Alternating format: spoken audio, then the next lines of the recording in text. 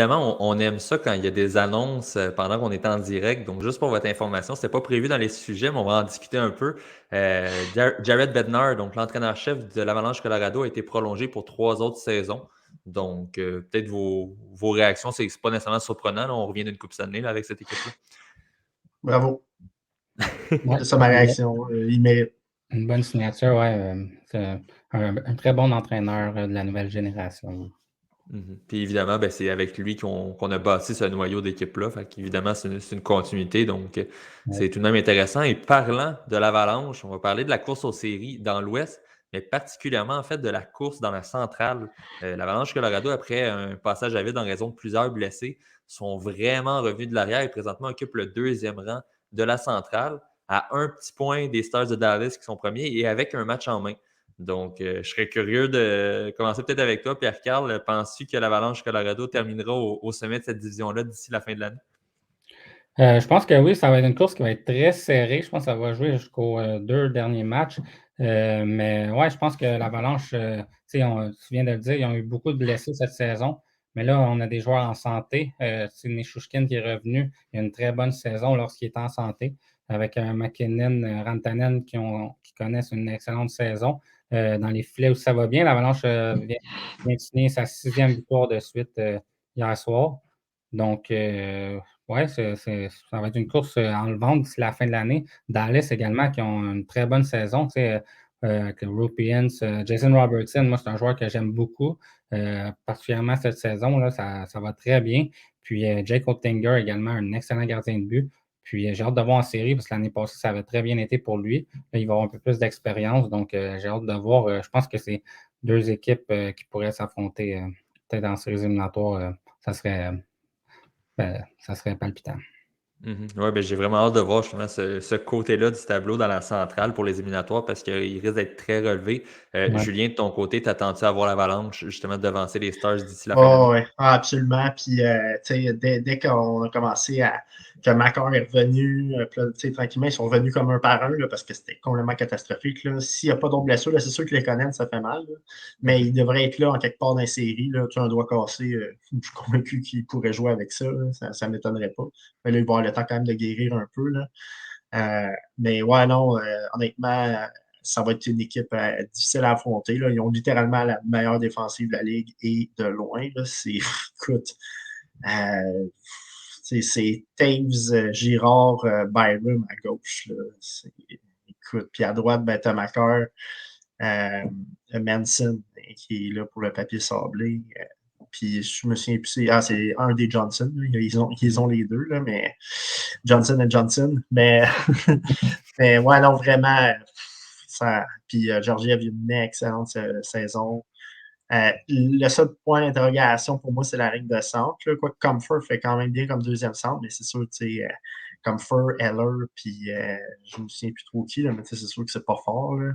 Ah, ben quoi qu'un Heller comme 3e centre reste intéressant, surtout qu'il y a de l'expérience en série tout de même. Là, donc, il peut C'est faire un ça. Puis travail à comme long. First, c'est comme ils ont 2 3e centres, puis un centre super étoile, mettons. Mais tu sais, si on te compare avec d'autres équipes de la Ligue, tu sais, c'est sûr qu'ils sont un peu en retard, mais ils ont tellement de bonnes défensives, puis ils ont tellement un bon gardien, puis surtout des joueurs tu sais, qui peuvent changer la game. Ça a un nom pour ça. Game changer. Yes, merci, des game changers. Donc, voilà. Donc, des changeurs de game, là, finalement, je les traduis comme du monde en français. Exactement. Ah oui. Mais c'est ça, bref. Donc, ils ont vraiment puis beaucoup d'expérience aussi. Là. Ils ont gagné la Coupe Stanley l'année passée. Mais je pense qu'il va leur manquer un peu de gaz à la fin de l'année, cette année. Je pense que je vois d'autres équipes passer avant. Mais parlant d'une équipe qui commence à manquer un peu de gaz, il y en a 2 en fait dans l'Ouest, c'est le Kraken et les Jets qui ont beaucoup ralenti dans les dernières semaines. À l'inverse, les Oilers ont 4 victoires de suite et se rapprochent des Golden Knights et les Kings qui ont tous les deux 92 points. Là aussi, ça s'annonce quand même intéressant la course dans le Pacifique. Pierre-Carl, qui vois-tu terminer au sommet dans cette division-là? Ouais, c'est ça. Pardon, excuse, j'ai pas bien compris. Dans la Pacifique, tu as Oui, dit? exactement. Dans le Pacifique, tu verrais qui au Pardon, premier rang? excuse. Ouais, je m'attends à voir les Golden Knights de Vegas terminer au premier rang. Je m'attendais pas à voir les Kings de Los Angeles continuer. Tu sais, oui, ils ont une bonne saison, mais je crois vraiment que Vegas amené au premier rang. Ça va moins bien pour le Kraken de Seattle dernièrement. Je m'attendais peut-être à ce qu'ils restent dans les 3 premiers, mais je crois qu'ils vont être plus dans les équipes repêchées ou peut-être même en dehors des séries. Là. Je ne leur souhaite pas, mais ça va être à suivre. Il reste encore une dizaine de parties. Mais ouais, ça va super bien à Vegas, puis je pense que ça va continuer comme ça. Je veux juste préciser avant de te laisser y aller, Julien, les Golden Knights jouent 2 matchs de suite prochainement contre les Oilers. Par la suite, jouent 2 autres matchs contre le Kraken et ont aussi un match contre les Kings. Donc, énormément de matchs intra-division. De ton côté, justement, Julien, qui vois-tu terminer au sommet dans la Pacifique? Moi, ça va être les Kings, puis je pense que les Kings pourraient aller en finale de la Coupe Stanley cette année. J'aime tellement la manière qu'ils sont construits. Là, ils ont avec Gavrikov, là, qui est exactement le genre de. C'est un Sherrod Edmondson style qui viennent d'ajouter, donc c'est énorme. Puis ils sont allés chercher un gardien numéro 1, Korpisalo, puis qui est revenu de sa blessure. C'est un des meilleurs gardiens de la Ligue. Donc, vraiment, puis leur top 9 est juste incroyable. Là. Puis c'est tous des gars qui travaillent des deux sens de la patinoire. Ils sont tellement bien structurés, ils jouent tellement bien. Là. Moi, honnêtement, là, ça, c'est le genre d'équipe qu'en série, là, tu ne veux absolument pas affronter. Là. Comparativement à l'année passée, moi, je trouvais qu'il était bien fait. Mais il n'y avait pas de goaler, puis il leur manquait de profondeur défensive. Là, les défenseurs qu'il y avait l'année passée sont meilleurs, sont allés chercher un autre top 5 à défense, sont allés chercher un gardien, un premier numéro 1. Donc, puis tous les jeunes aussi qu'il y avait dans l'équipe, les Villardy, il s'est mis à éclore. Byfield, ça s'en vient. Il y a vraiment là, vraiment une très belle équipe. Mm-hmm. Moi, de mon côté, écoutez, on va avoir possiblement chacun un choix différent. Je vais aller avec les Oilers qui sont présentement un peu plus loin derrière. Évidemment, oui, tu sais que j'aime les Oilers, mais au-delà de ça, c'est surtout quand je regarde le calendrier d'ici la fin de l'année. Évidemment, j'ai l'avantage, je prépare les sujets, moi, avant l'émission, donc j'ai un peu la chance d'aller observer tout ça. Mais les Oilers vont jouer 2 fois contre les Coyotes, 2 fois contre les Ducks et 2 fois contre les Sharks d'ici la fin de l'année. Donc, sans dire que c'est des victoires assurées, c'est 6 matchs quand même à portée de main. Et par la suite, c'est les 2 autres matchs qu'on parlait tantôt contre les Golden Knights qui vont entrer en ligne de compte. Mais j'ai l'impression qu'on est sur une bonne lancée. Edmonton, habituellement, termine bien l'année dans les dernières saisons, donc pourrait se glisser au premier rang. Mais par contre, ça, je suis d'accord avec toi, Julien. Pour moi, dans cette division-là, pour le portrait des séries, je vois le Kraken, pas le Kraken, les Kings, pardon, passer justement les autres équipes de cette division-là, tout simplement parce qu'on est mieux construit pour les séries. On est un peu plus complet et on joue un style qui est vraiment adapté au format éliminatoire. Donc, j'ai l'impression que ça pourrait être un avantage, mais on n'est jamais à l'abri de surprises en série. Non. Sinon, pour terminer ce segment, en fait, on va parler de l'association de l'Est maintenant. J'en parlais tantôt, les Islanders, les Panthers et les Penguins sont dans une course pour le 4e as, en fait, les 2 équipes repêchées. Présentement, les Panthers ont repris le dessus sur les Penguins, donc 1 point de plus, autant de matchs de jouer. Les Islanders ont un match de moins à disputer, donc on est vraiment, si on veut, à la merci des Panthers et des Penguins qui peuvent gagner ce match-là pour les devancer. Je vous pose la même question que pour la dernière division, mais qui voyez-vous dans ce cas-ci figurer parmi les 2 équipes repêchées à la fin de la saison? Je vais commencer avec toi cette fois-ci, Julien. C'est vraiment dur. La Floride, là, ils ont juste un goaler, puis Bobrovski, tu ne sais jamais trop là, à quoi t'attendre. Moi, je vais mettre les Islanders à cause de leur gardien de but, honnêtement, puis de leur top 4 à défense. S'ils rentrent en série, ça, justement, ça va être une équipe qui va rentrer par la porte en arrière, mais qui en série pourrait faire bien des dommages à cause, justement, du type d'équipe qu'ils ont. Fait que je vais les mettre en série, les Islanders. Je vais y aller avec les Panthers parce qu'ils sont sur une lancée. Pittsburgh, quand tes 2 gardiens ne sont pas juste mauvais, là, atroces, ça vient miner ton équipe à Londres. Puis je pense qu'il va manquer de gaz à Pittsburgh de vouloir justement. Ils rentrent toutes les pucks, fait qu'ils sont obligés de jouer là, impériable à la défense. Puis là, après ça, c'est beaucoup, beaucoup d'énergie qui est dépensée. C'est quand même difficile d'être impérial à la défense avec un Jeff Petrie, par contre. Ouais. Non, mais c'est ça, tu sais, puis ils ont quand même des éléments qui sont quand même vieillissants, là, donc je pense qu'il va manquer d'essence pour Pittsburgh à cause de leur gardien de but, à moins que là, il y en a un deux qui se réveille, mais en fait, c'est surtout Joari à se réveiller, mais en même temps, il a tellement été blessé les dernières années, je peux comprendre, là, mais il faudrait qu'il y en ait un des deux qui se réveille, parce que sinon, moi, je pense qu'ils vont manquer d'essais. Pierre-Carl, de ton côté?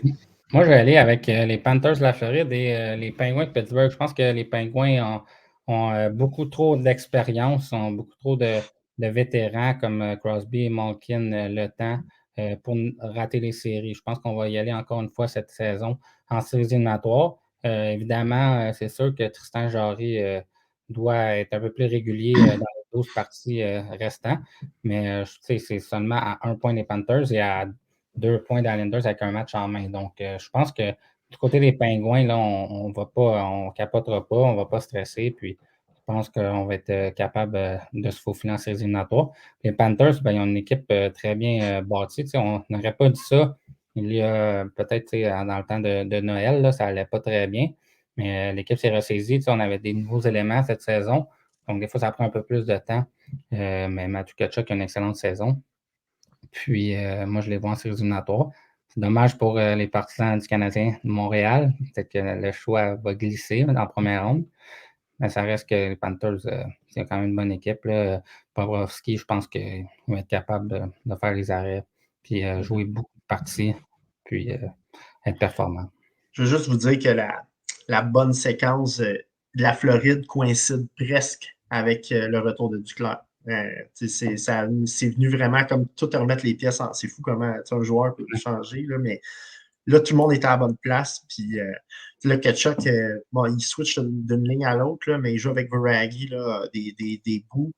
Mais tu sais, écoute, leur top 9 offensif, il est top 5. Puis défensivement, c'est quand même pas si pire que ça. Là, oui, ils ont perdu Uyghur, qui était une grosse pièce, mais bon, ils ont quand même Ekblad, Montour. Au niveau plus défensif, ils ont Goudas, Mahura, qui joue vraiment un style défensif, puis Forsling, justement, qui est aussi quand même bon offensivement. Il est plus 19, là, je pense que c'est le meilleur défenseur des plus-moins. Donc, il joue avec Mahura, donc c'est un très bon duo. Puis après ça, tu as Blad Montour aussi, qui est un très bon duo. Donc, ils ont quand même un top 4 qui se tient debout, avec Goudas qui est toujours vraiment chiant à jouer, là, même s'il n'y a plus de patin ou quoi que ce soit, mais dans sa zone, il est vraiment tough. Là, donc, puis c'est d'un but, là, avec le point d'interrogation. Ben, je dirais de mon côté, pour moi, selon moi, les Panthers font les séries. C'est entre les deux autres équipes, j'hésite vraiment. Les Panthers, comme vous le disiez, tous les deux, sont sur une excellente lancée et j'ai pas l'impression que c'est avec de s'arrêter. Côté des Pingouins, oui, les gardiens de but me font peur, mais j'ai l'impression que j'irais aussi avec les Pingouins un peu comme Pierre-Carl pour l'expérience. Les Islanders, ont toujours, depuis le début de l'année, ont eu pas des passages à vide, mais une saison, si on veut, moyenne, ben, comme le classement le démontre, donc on est en milieu de classement, mais on n'a jamais eu de séquences exceptionnelles, tandis que les Pingouins, j'ai l'impression qu'on peut se relever et en gagner quelques-unes de suite pour soudainement revenir dans le portrait des séries. Puis on le levait à quelques reprises. Cette année, à un certain moment, on était plus loin au classement, on a gagné peut-être un 7-8 en ligne, on est remonté au classement et on était vraiment bien positionné pour les séries. Là, c'est l'inverse, on vient de redescendre. Mais j'ai l'impression qu'à partir du moment qu'on met fin à cette séquence de défaites-là, on va pouvoir se relancer et accéder aux séries. Mais je tiens à mentionner quand même vraiment intéressant, les trois équipes ne s'affronteront plus d'ici la fin de l'année, donc on ne peut pas gagner des points contre les autres équipes. Et en plus, quand on regarde je reviens souvent chaque semaine avec ça, mais les horaires les plus difficiles d'ici la fin de l'année, les trois équipes sont 18, 19 et 21e horaire le plus facile. Donc, on est vraiment dans des équipes qui ont un horaire similaire d'ici la fin de l'année, qui ne s'affrontent pas et qui doivent simplement gagner leur match et espérer que les autres les perdent. Donc, ça risque d'être quand même très intéressant. Puis, j'aimerais pas être une équipe, comme tu disais tantôt, Julien, qui est première de sa division, qui va devoir affronter ces équipes-là parce qu'on va arriver en série avec un certain momentum, puis ça peut toujours être dangereux pour une équipe de haut de classement. Ouais. Donc, Boston contre les Pingouins, là, ça pourrait être très intéressant. Là. On ne sait jamais ce qui va se passer, là, même si Boston a une excellente saison. Ouais, ça serait un combat de l'expérience, justement, entre les Ouais. deux formations. Donc, ça pourrait être très intéressant. Et les 3 joueurs qui jouent sur la même ligne avec équipe Canada, avec Bergeron, Crosby et Marchand.